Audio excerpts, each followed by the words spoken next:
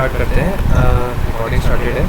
एक चीज़ हमारी रह गई थी स्टार्टिंग में, जो मैंने बताया था। एक रिएक्ट ऐप बनाने के लिए मैंने एक सिंपल सा मतलब कमांड बताया था कि npx क्रिएट रिएक्ट ऐप करके हम एक रिएक्ट का एप्लीकेशन बनाते हैं, राइट। ये मैंने बताया था लास्ट क्लास और लास्ट में, ठीक है। एक छोटी सी चीज़ इसमें ये थी, रह गई थी। अभी हामिद ने कल मैसेज किया था, तब मुझे याद आया कि npx और npm में मैंने डिफरेंस बताया था, राइट। npm होता है कोई मॉड्यूल हमें इंस्टॉल करना हो, ठीक है, और उसका हम ऑफलाइन यूज़ कर पाएंगे, ठीक है। npx होता है हमें बिना डाउनलोड किए ही डायरेक्टली उसे रन करना। कोई मॉड्यूल है, कोई ऐसा मॉड्यूल है जो टूल टाइप का है, ठीक है, मतलब ऐसा नहीं जो जिसको हम वेबसाइट के अंदर यूज़ करेंगे।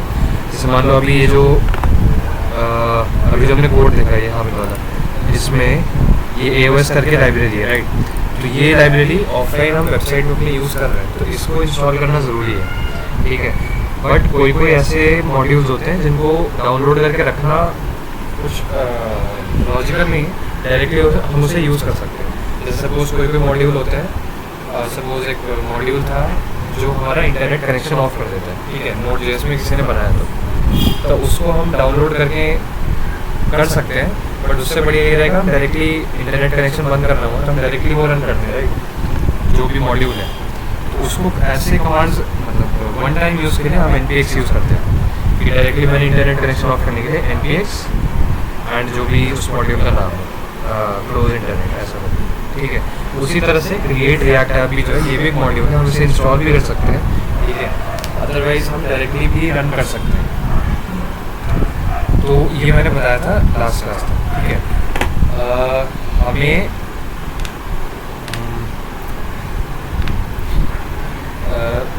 ठीक है, जैसे क्रिएट रिएक्ट ऐप है, ठीक है, वो एक मॉड्यूल है, ठीक है, वो एक काइंड ऑफ फ्रेमवर्क भी है, कह सकते हो, बिकॉज काफ़ी बड़ा मॉड्यूल है, ठीक है। बड़ा मॉड्यूल और फ्रेमवर्क से मतलब, ठीक है। तो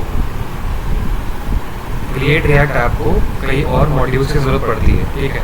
उनको आप डिपेंडेंसीज कह सकते हो, ठीक है। डिपेंडेंसीज आर दोज लाइब्रेरीज और modules that are used in any other और काइंड ऑफ, मतलब जो हमारा मेन लाइब्रेरी है, ठीक है, उसमें यूज़ होता है, उनको हम डिपेंडेंसी कहते हैं। तो काफ़ी डिपेंडेंसीज वाली लाइब्रेरी है जिन पर क्रिएट रिएक्ट ऐप मॉड्यूल है वो डिपेंडेंट है।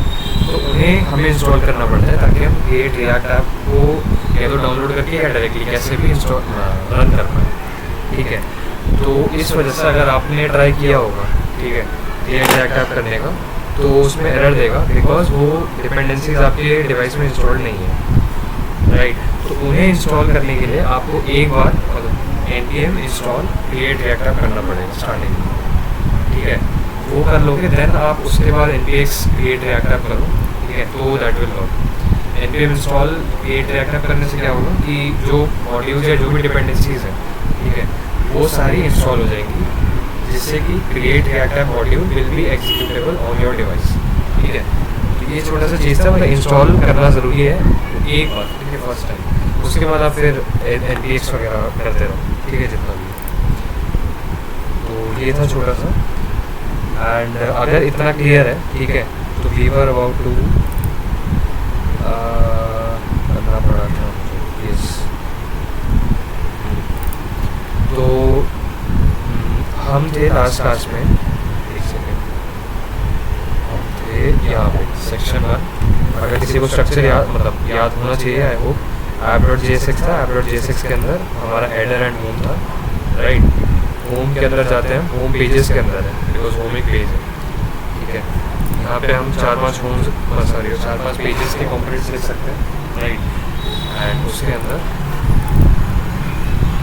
हमारा सेक्शन 2 था। सेक्शन 1 के अंदर हमने स्टेट सीखा था, हमने थोड़ा बहुत उसका कंसेप्ट किया था, और स्टेट वेरिएबल्स और स्टेट का कंसेप्ट देखा, ठीक है।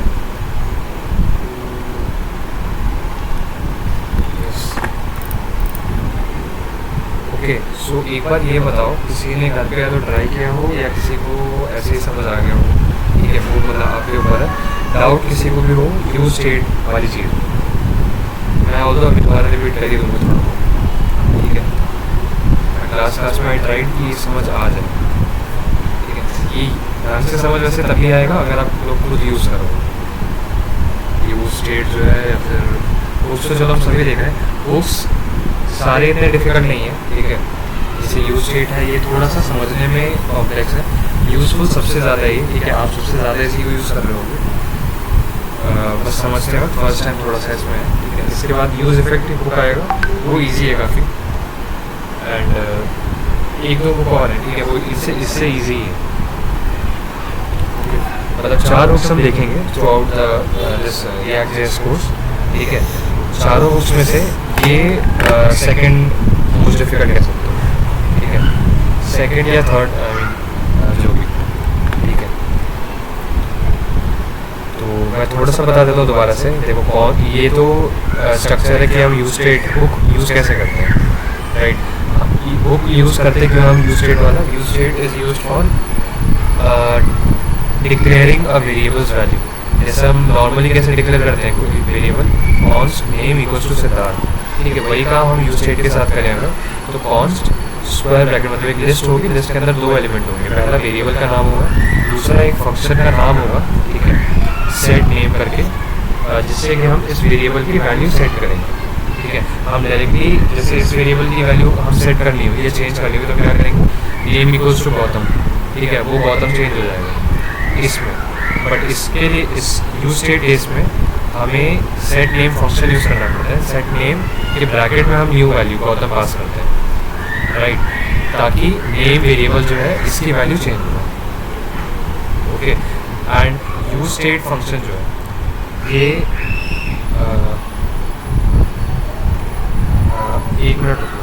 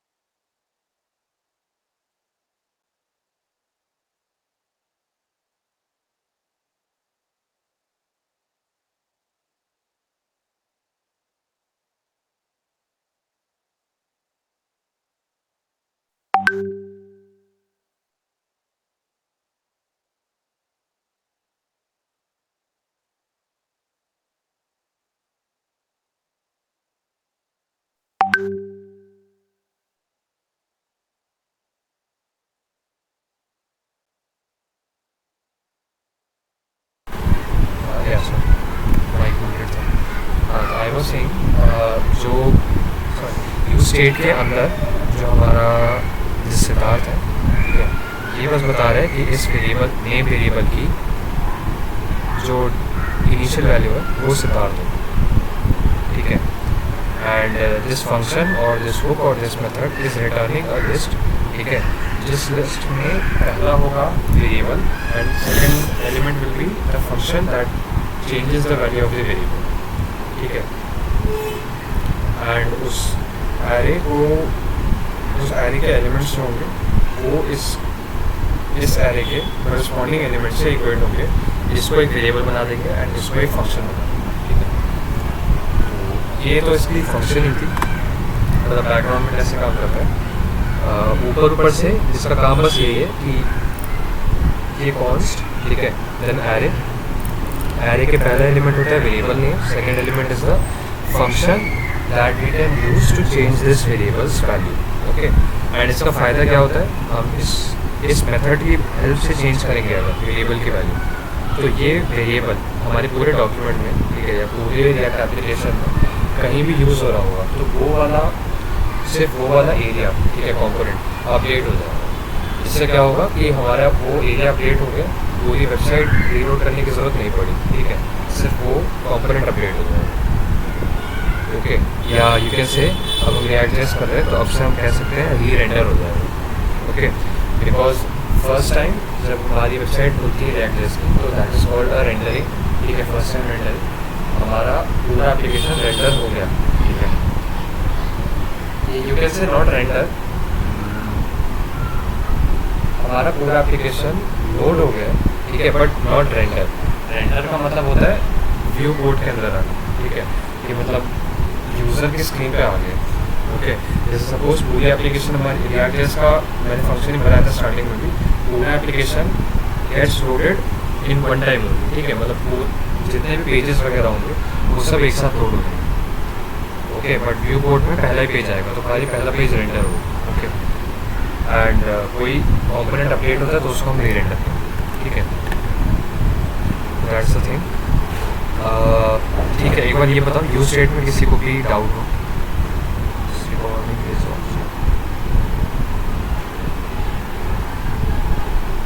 अच्छा, ओके, मेरा आइडिया में प्रॉब्लम हो रहा है। अच्छा, इधर, ओके ओके, ठीक है। एक बार बता दो, यूज स्टेट बुक में किसी को कोई प्रॉब्लम हो,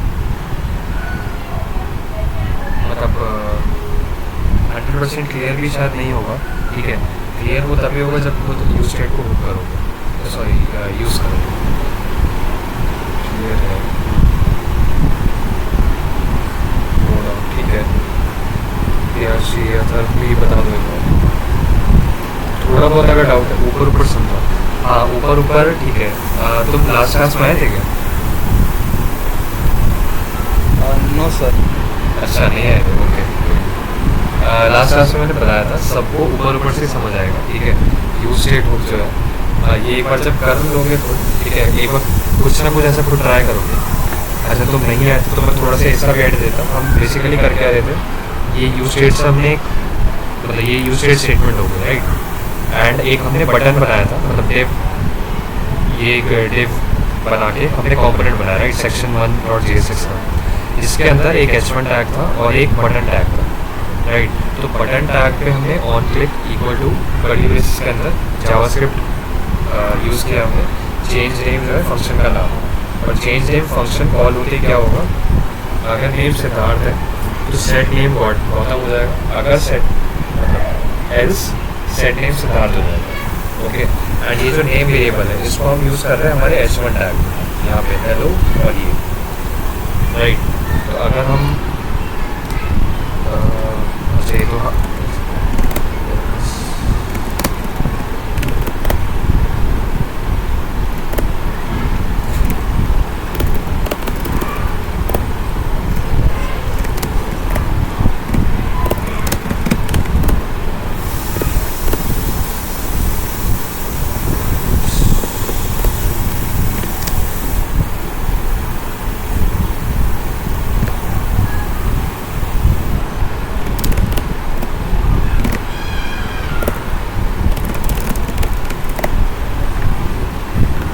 अच्छा, तो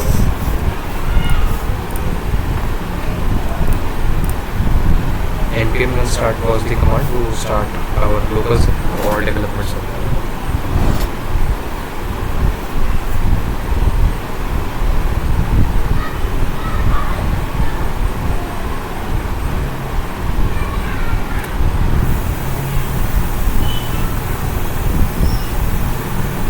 सर रिएक्ट में लाइव शेयर का यूज़ नहीं है क्या? मतलब हर बार बिल्ड स्टार्ट करना ही पड़ेगा?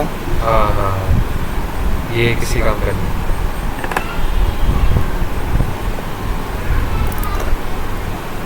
ऐसा होता क्यों है ये भी मैं बता सकता हूँ, बट ये भी ऊपर ऊपर से समझ आएगा सबको। मतलब React.js का अपना कह लो एक रेंडरिंग इंजन कह सकते हो आप, ठीक है। कि आप ये जो कोड लिख रहे हो ये ना ही प्रॉपर जावास्क्रिप्ट है जो ब्राउज़र को समझ आता है, ना ही एक HTML है जो कि ब्राउज़र को समझ आता है। तो हमें कोई एक ऐसा सॉफ्टवेयर चाहिए होगा जो हमारे इस कोड को HTML और जावास्क्रिप्ट में सेपरेट कर दे और एक ठीक सा कोड बना दे, ठीक है। तो उसको आप अपना एक रेंडरिंग इंजन कह सकते हो, ठीक है, जो आपका एक ऐसा इंजन, ऐसा सॉफ्टवेयर है जो आपके कोड को काइंड ऑफ सेपरेट कर देता है, ठीक है। तो वो जो इंजन है काइंड ऑफ, ठीक है, वो आपको VS कोड में लाइव सर्वर से नहीं मिलता है, लाइव सर्वर तो बस क्या करता है, HTML कोड है, HTML कोड हमारे ब्राउज़र को समझ आता है, ठीक है, तो वो दिखा देगा। बट रिएक्ट जेएस को नहीं दिखा पाएगा कि इसमें कुछ HTML का लेना देना है, ये अलग ही है, JavaScript HTML mixture of both है। हाँ देखो ये स्टार्ट हो गया हमारा। अब देखो इस बटन पे हमने वो फंक्शन बना रखा है, राइट, तो अब हम जैसे क्लिक करेंगे ये गौतम हो जाएगा। जिससे हम क्या कर रहे हैं, बस वेरिएबल की वैल्यू चेंज कर रहे हैं एंड वो हमारे यहाँ पे भी चेंज हो जाएगा, ठीक है। इसको नॉर्मल जावास्क्रिप्ट में हम कैसे करते हैं, पहले हमें सिद्धार्थ वाला कंपोनेंट, सॉरी सिद्धार्थ वाला एलिमेंट फाइंड करना पड़ता है, ठीक है, फाइंड बाय आईडी या कैसे भी, उसको फिर हम हिडन करते हैं, ठीक है, या स्टाइल करते इसका डिस्प्ले नाम, देन एक नया डॉक्यूमेंट डॉट क्रिएट एलिमेंट करते, ठीक है, एक स्पैन टैग बनाते एंड उसको हम यहाँ पे अपेंड करते हैं, ठीक है। ये 5-6 लाइन का काम हो जाता है हमारा, राइट। तो उसके जगह हमने डायरेक्टली एक वेरिएबल डिक्लेयर कर दिया और वेरिएबल की वैल्यू हम चेंज कर दें, ठीक है। अगर हम ऐसे वेरिएबल की वैल्यू डिक्लेयर करके और इसको चेंज करते हैं तो वो यहाँ पे अपडेट नहीं होता, ठीक है, बस इतना सा डिफरेंस था। तो अगर ये क्लियर है तो हम एक नेक्स्ट हुक पे बढ़ जाते हैं, ठीक है, यूज़ इफेक्ट हुक हमने ट्राई किया था। हाँ सर क्लियर हो गया। अच्छा क्लियर है, ठीक है, ओके। तो फिर एक नेक्स्ट हुक पे बढ़ते हैं हम, ये हमारा पहला हुक हो गया, ठीक है। हुक्स मैंने बताए थे, बस ऐसा समझ सकते हो, ठीक है, बेसिकली एक बेसिक लेवल पे बस प्री बिल्ट फंक्शंस है जो हमें रिएक्ट जेएस ने दिए हैं, ठीक है, और वो फंक्शन हमें कुछ कुछ चीज़ों में हेल्प करते हैं। यूज स्टेट मैंने बता दिया, खाली वेरिएबल्स डिफाइन करने के लिए, एंड वो वेरिएबल रियल टाइम में अपडेट हो जाते हैं हमारी वेबसाइट। अब आता है हमारा यूज़ इफेक्ट।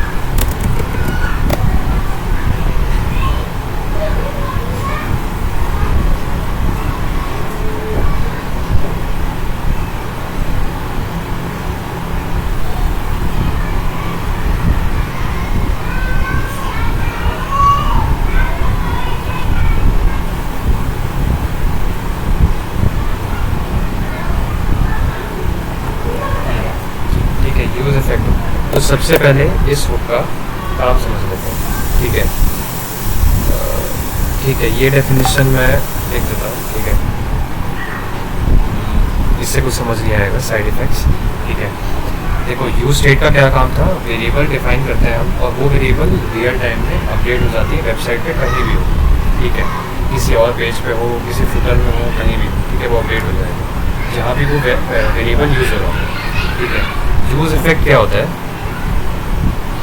जैसा कि डेफिनेशन है, देखो use effect hook is used to perform side effects, ठीक है। साइड इफेक्ट्स का क्या मतलब होता है, हम एक फंक्शन अटैच कर सकते हैं, ठीक है, किसी एक या मल्टीपल वेरिएबल्स के साथ, ठीक है, या ये कह लो स्टेट्स के साथ। जैसे हमने ये स्टेट डिफाइन किया है, ठीक है, नेम वेरिएबल है और बेसिकली ये स्टेट वेरिएबल है क्योंकि ये स्टेट मेंटेन करके रख रहा है हमारी वेबसाइट की। अगर इसकी वैल्यू चेंज हुई तो हमारा स्टेट चेंज हो गया। मैंने लास्ट क्लास में बताया था जैसे गैस से सॉलिड बनता है, ठीक है, तो उसको हम स्टेट चेंज कहते हैं, ठीक है।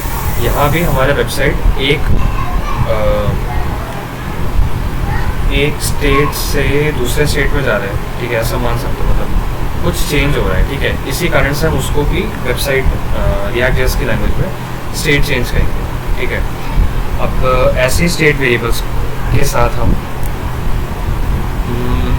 साइड इफ़ेक्ट्स एम्बेड कर सकते हैं, ठीक है। साइड इफ़ेक्ट्स का क्या मतलब है, हम बता देंगे हमारे रिएक्ट जेएस को कि कभी भी through out this applications life कभी भी ये वेरिएबल की वैल्यू चेंज हुई, किसी कोई ऐसा स्टेट है जो हमने यहाँ मेंशन कर रखा है, उस स्टेट की वैल्यू चेंज हुई तब वो फंक्शन कॉल हो जाए, ठीक है। दोबारा बताता हूँ, सपोज बटन लगाया हमने यहाँ पे, है ना, जो हमारा नेम चेंज कर रहा है, तो यूज़ इफेक्ट हुक पे हमने मान लो एक फंक्शन लगा दिया इस नेम स्टेट से जुड़ा हुआ, ठीक है, कि ये नेम स्टेट जब भी चेंज होगा तो एक फंक्शन कॉल होगा जिसको यहाँ पे साइड इफेक्ट कह रहे हैं, ठीक है, क्योंकि चेंज तो ये नेम वेरिएबल हो रहा है ना। बट एक साइड इफेक्ट भी उसका ये है कि हमने उसके साथ एक फंक्शन जोड़ रखा था जो अब कॉल हो जाएगा क्योंकि इसकी वैल्यू चेंज हो गई, ठीक है, वो किसी भी स्टेट की वैल्यू चेंज होगी, ओके। तो हमने बटन दबाया, बटन दबाते ही नेम वेरिएबल चेंज हो जाता है सिद्धार्थ से गौतम, ठीक है। अब जैसे वो चेंज हुआ हमने जो भी फंक्शन यूज इफेक्ट के अंदर दे रखा होगा वो फंक्शन कॉल हो जाएगा, ओके। तो ये सिंपल है, ठीक है, इतना डिफिकल्ट सा नहीं है। मैं इसका सिंटैक्स बताता हूँ। सिंटैक्स होता है डायरेक्टली हम इसको कॉल करते हैं, यूज़ इफेक्ट एंटर दबाओगे तो VS कोड अपने आप इंपोर्ट कर देगा, ठीक है। VS कोड पे नहीं हो तो मैनुअली इंपोर्ट कर लेना ऐसे कर्ली ब्रेसेस में, ठीक है।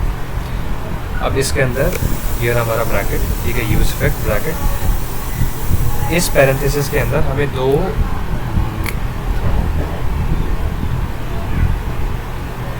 एक मिनट दो पैरामीटर्स पास करना होता है, ठीक है। दो पैरामीटर्स हैं, पहला पैरामीटर है हमारा फंक्शन, ठीक है, जो कि आप कह लो आप साइड इफेक्ट, ठीक है। दूसरा पैरामीटर होता है हमारा एरे ऑफ स्टेट्स, ठीक है। जिन जिन स्टेट वेरिएबल्स के चेंज होने पे या जिन जिन स्टेट वेरिएबल्स के साथ हमें एम्बेड कर देना है ये फंक्शन, ठीक है। फंक्शन कैसे, हम या तो डायरेक्टली यहीं पे एक फंक्शन डिफाइन कर सकते हैं जैसा कि हमारा एरो फंक्शन होता है, ठीक है, या हम अलग से फंक्शन बना के और उसको यहाँ पे डाल सकते हैं, ठीक है। तो जनरली यूज़ इफेक्ट के अंदर हम यहीं पे एक एरो फंक्शन बना देते हैं, ठीक है, ऐसे किया। अब इसके अंदर हम कुछ भी लिख देंगे, यहाँ लिख देंगे console dot dot use effect is called, ठीक है। ये हमारा यहाँ से लेके यहाँ तक फंक्शन होगा, ठीक है।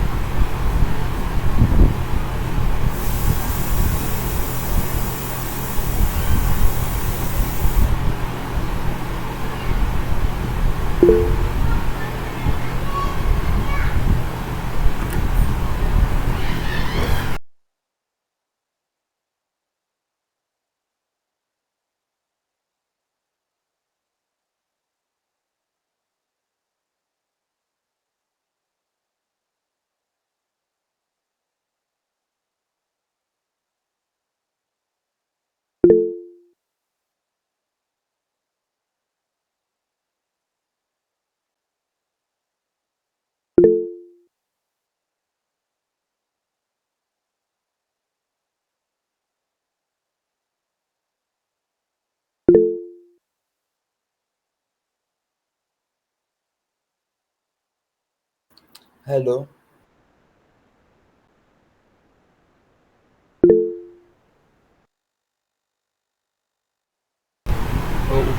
ठीक है ठीक है ठीक है, सॉरी।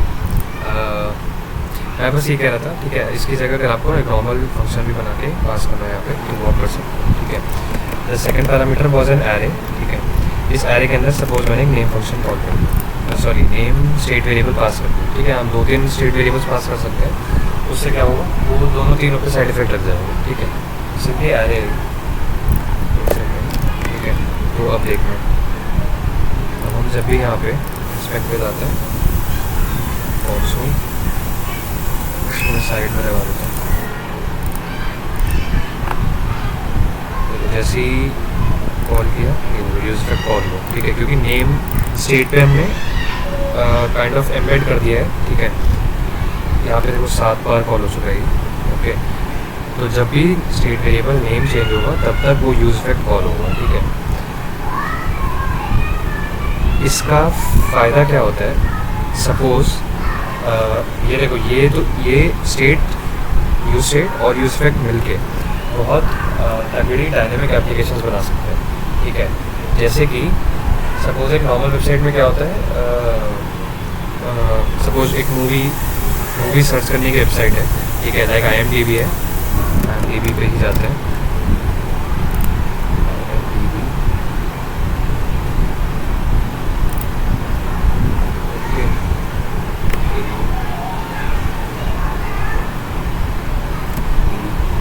देखो मैं ABC लिख रहा हूँ, ठीक है, C लिखा मैंने तो ये चेंज हो गया, ठीक है। D लिखूँगा तो ये चेंज हो जाएगा, E लिखूँगा देन कुछ और आ जाएगा, ठीक है।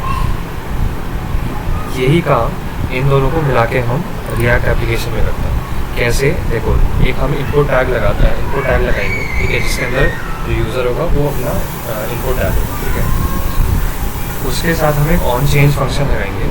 ऑन चेंज क्या करेगा, कोई स्टेट वेरिएबल होगा, उस स्टेट वेरिएबल की वैल्यू चेंज करता जाएगा जैसे जैसे वो डालेगा। मान लो उसने ए लिखा तो ये स्टेट वेरिएबल है, मान लो मूवी करके हमारा एक स्टेट वेरिएबल है, तो उस मूवी की वैल्यू चेंज करके ए हो जाएगी। फिर वो बी लिखेगा तो स्टेट वेरिएबल की वैल्यू ए बी हो जाएगी, ठीक है। जैसे जैसे लिखेगा स्टेट वेरिएबल की वही वैल्यू होती जाएगी, ठीक है। अब जैसे जैसे वो चेंज हो रही है उसके साथ हमने एक यूज़ इफेक्ट फंक्शन लगा रखा है। वो यूज़ इफेक्ट फंक्शन के अंदर हम ये फंक्शन के अंदर हम क्या कर रहे हैं, कोई हमारा सपोज ऐसा फंक्शन है जिससे बैकएंड से मूवीज़ की लिस्ट निकाल रहे हैं, ठीक है। वो जब हम एसिंग का वेट करेंगे, ठीक है, एपीआई कॉल करना सीखेंगे, ठीक है, थोड़ा कुछ क्लासेस के बाद ही आ जाएगा वो, तो तब हम वो एपीआई हर बार कॉल करते जाएंगे जैसे जैसे वो वेरिएबल की वैल्यू चेंज होगी, ठीक है। तो इससे हमारा क्या होगा, बहुत ज़्यादा डायनेमिक सा लुक आ जाएगा कि जैसे जैसे हम लिखते जा रहे हैं वैसे वैसे चीज़ें फैच होती जा रही हैं, ओके। या फिर सपोज़ हमारा कोई कुछ भी मान लो कोई फूड वेबसाइट है या फूड डिलीवरी वेबसाइट है, यहाँ राइट साइड में हमारा बड़ा सा मैप है, ठीक है, लेफ्ट साइड में हमारा खाली लोकेशन और फूड आइटम लिखने का। हम फूड आइटम लिख रहे हैं, ठीक है, हर बार वो फंक्शन कॉल हो रहा है जो कि चेक करता है कि किन किन लोकेशंस पे वो फूड अवेलेबल है। तो इस मैप के अंदर वो मार्क्स व्हाट यू से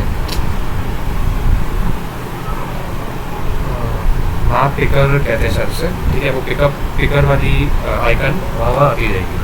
देन लोकेशन हम जैसे जैसे डालेंगे DELH लिखेंगे, ठीक है, तो वो उस हिसाब से देखेगा कि अच्छा दिल्ली है तो दिल्ली में इतनी ही मार्कर्स आने चाहिए मैप पे, ठीक है। तो ऐसे करते करते जैसे जैसे वो लिखता जाएगा वैसे वैसे हमारा साइड इफेक्ट उसके साथ कॉल होता जाएगा। तो ऐसा थोड़ा रियल टाइम हमें रखने के लिए, ठीक है, ये यूज़ इफेक्ट हुक जो है वो काम आता है।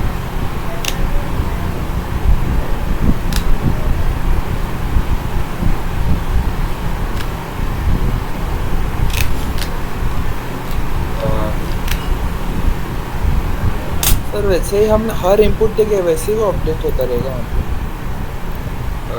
हर इनपुट के लिए मतलब नहीं समझा।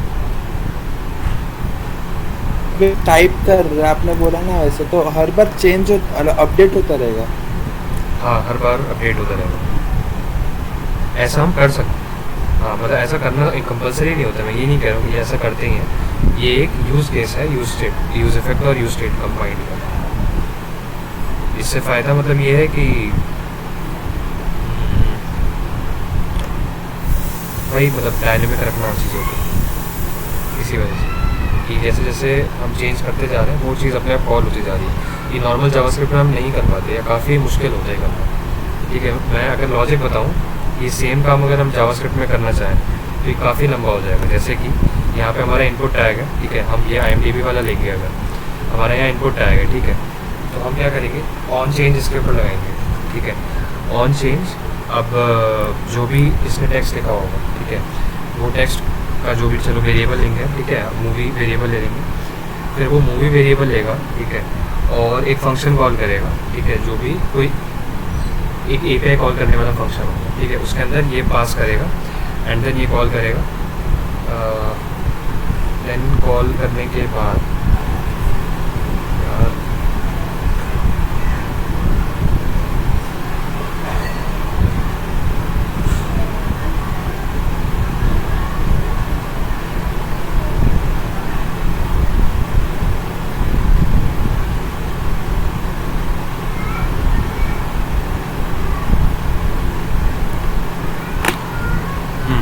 देन उसके बाद क्या करते हैं हम कि पूरा ये जो बड़ा सा डिव है ब्लैक कलर का, इस डिव को हम एम्प्टी करते हैं इसका इनर HTML। देन हम एक लिस्ट बनाते, ठीक है, जो हमारे बैकएंड से सारी मूवीज़ आ रही हैं, उसके ऊपर एक मैप फंक्शन लगा के रिटर्न करते हैं हम ये जितने भी डिव हैं, ठीक है। एंड देन फिर हम एक क्रिएट एलिमेंट करते हैं, उसको क्रिएट एलिमेंट करके देन हम उसको इस ब्लैक वाले में अपेंड करते हैं, ब्लैक वाला जो डिव है, ठीक है। इतना लंबा ये प्रोसेस होता, जबकि React.js में बहुत सिंपल है। हम ये ब्लैक डिव एक ही बार बनाएंगे बस, ठीक है। ये एक एरे के साथ जुड़ा हुआ रहेगा, लिस्ट के साथ, ठीक है।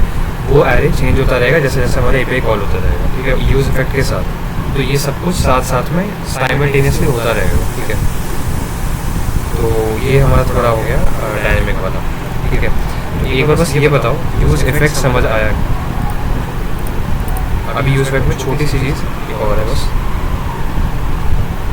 अच्छा ओके, तब तो समझ आ गया, बाकी भी बता ही थे ना।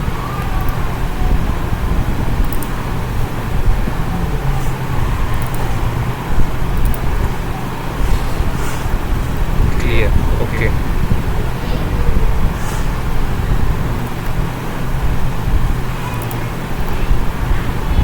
ठीक है यानशी, तुम भी बता दिया करो, तुम्हें क्लियर नहीं होता है तो वो भी बता दो, क्लियर है तो कोई बीच बीच में बता दिया करो, मुझे आइडिया लगता रहेगा कि हाँ सबको समझ आ रहे हैं। ओके ओके ठीक है, मतलब कुछ भी कैसे भी डाउट होगा पूछ लेना, ठीक है, कोई भी। ओके तो अगर ये सबको समझ आ रहा है यूज स्टेट, तो इसमें एक छोटी सी चीज़ और है, हम एक और काम कर सकते हैं, स्क्वायर ब्रैकेट के अंदर कुछ भी पास ना करें, ठीक है, एक एम्प्टी एरे पास कर दो, ठीक है। तो इससे किसी को आइडिया है कि क्या होगा अगर हमने कोई भी स्टेट वेरिएबल पास नहीं किया, एम्प्टी एरे किया, तो क्या होगा? किसी ने ट्राई किया हो, किसी को भी आइडिया हो?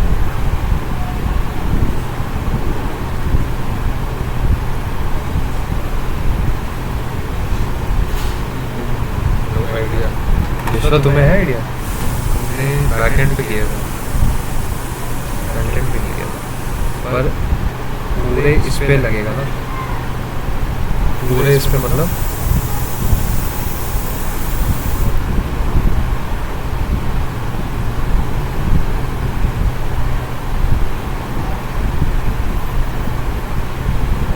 पूरे पेज पे। तो जो साइड इफेक्ट वाला फंक्शन है वो कब कॉल होगा? पूरा पेज जब रीलोड होगा, या पूरे पेज में कुछ भी रीलोड होगा तब?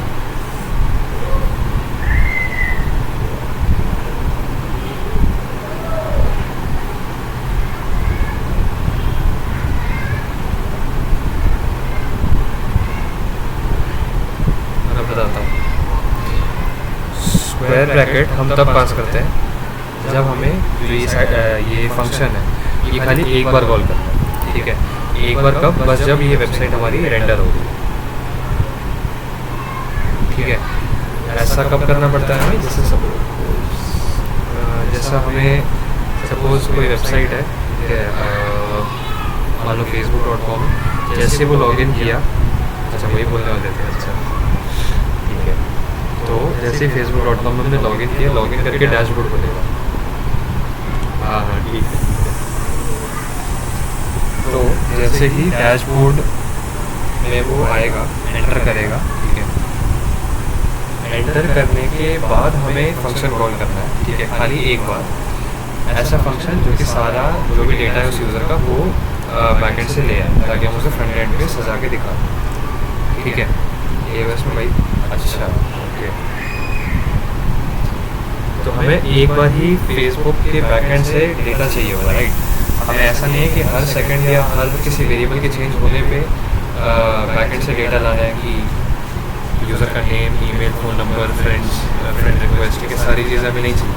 तो हमें बस एक बार चाहिए, जैसे ही उसकी वेबसाइट मतलब स्क्रीन पे आएगी, ठीक है, रेंडर हो, बस हमें एक बार वो फंक्शन कॉल करना है। तो ऐसे जो वन टाइम वाले फंक्शन होते हैं, जैसे हमें स्टार्टिंग में बस एक बार कॉल कर देना है, उनके लिए हम एक ऐसा square bracket, empty square bracket pass कर देते हैं। Okay so that is use effect.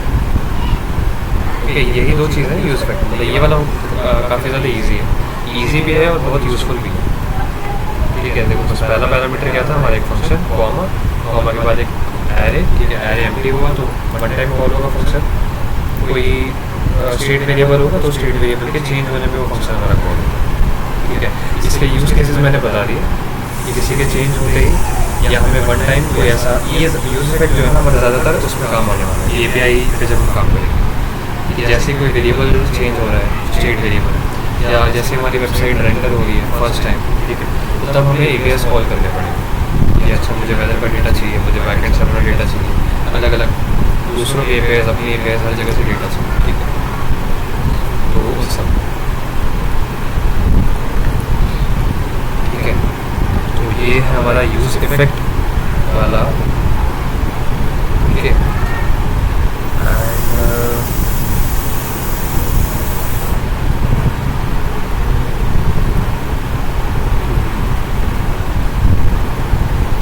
अच्छा ओके, वैसे फिर हमारा एक ही हुक बचा है, ठीक है। आई मीन एक हुक नहीं, हुक देखोगे तो आप अगर वेबसाइट पे गए रिएक्ट जेएस की, तो आई डोंट नो 20-25 या शायद उससे भी ज़्यादा होंगे।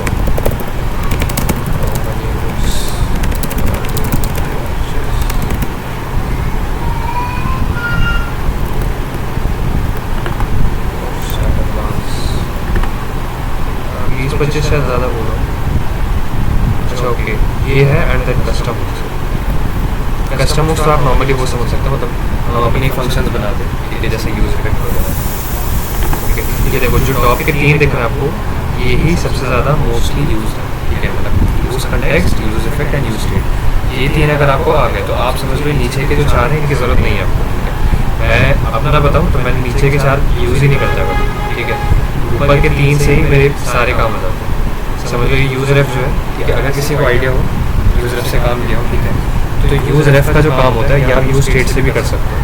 यूज़ रेफ का क्या काम होता है, बस इनपुट, जैसे इनपुट एलिमेंट्स है राइट, तो इनपुट एलिमेंट्स की वैल्यू ये स्टोर करके रखता है। जैसे किसी एलिमेंट के साथ हमने कोई यूज़ रेफ यूज़ कर लिया, ठीक है, डॉक्यूमेंट और गेट एलिमेंट का आईडी कुछ भी करके या आईडी देके, ठीक है, यूज़ रेफ हमने यूज़ कर लिया, ठीक है, तो वो बस इनपुट की वैल्यू स्टोर करेगा। वही काम हम यूज़ स्टेट से भी करते हैं। इनपुट में बस हमें ऑन चेंज लगाना पड़ता है, ऑन चेंज, और जो भी वेरिएबल स्टेट वेरिएबल है उसकी वैल्यू हम भी रख देते हैं, ठीक है। तो ऐसे करके हमारे नीचे के जो 4 हैं ये ऊपर के 3 से फुलफिल हो जाते हैं। एंड बस अब ये है, ये दोनों तो ठीक है अगर आपको क्लियर है। यूज़ कंटेक्स्ट में थोड़ा सा ये कॉम्प्लेक्स कह सकते हो, मतलब जितना यूज़ स्टेट था उतना यूज़ कंटेक्स्ट भी, ठीक है। तो ये आज करवाना थोड़ा डिफ़िकल्ट है। अगर ये हो जाएगा तो हमारा समझ लो काफ़ी जो हैवी टॉपिक्स थे रिएक्ट जेएस के वो हो गए, मतलब इनकी वजह से ही रिएक्ट जेएस जो है इतना फेमस है, ये जो हुक्स है, ठीक है। बाकी सब तो चलो होते ही, मतलब बाकी सब छोटे मोटे फीचर्स हैं, बट ये जो हुक्स हैं ये मेन एज है रिएक्ट जेएस के पास। ये हुक्स जो है ये बहुत ज़्यादा हमारा काम आसान कर देते हैं, ठीक है। एक यूज़ कंटेक्स्ट हम नेक्स्ट क्लास में देख लेंगे, ठीक है।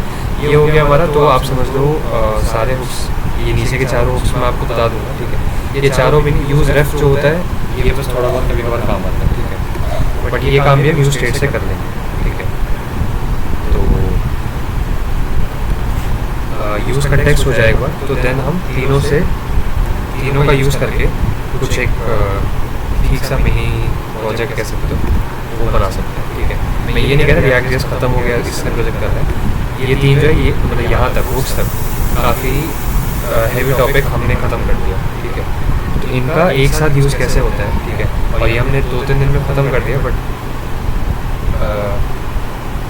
यूसेज पे जाएंगे तो एक सेकंड शायद बैटरी ख़त्म हो गई। यूसेज पे जाएंगे तो इसके इनफाइनाइट यूज़ केसेस हैं, ठीक है, तो उनमें से हम 1-2 देख लेंगे लास्ट में। एक बार यूज़ कंटेक्स्ट हो जाएगा, ठीक है, यूज़ कंटेक्स्ट एंड उसके बाद हम API देख लेंगे, ठीक है। API हो जाए देन हम फिर इन सब का यूज़ करके एक मिनी प्रोजेक्ट आगे रिएक्ट जेएस में पढ़ने से पहले कर लेंगे, ठीक है।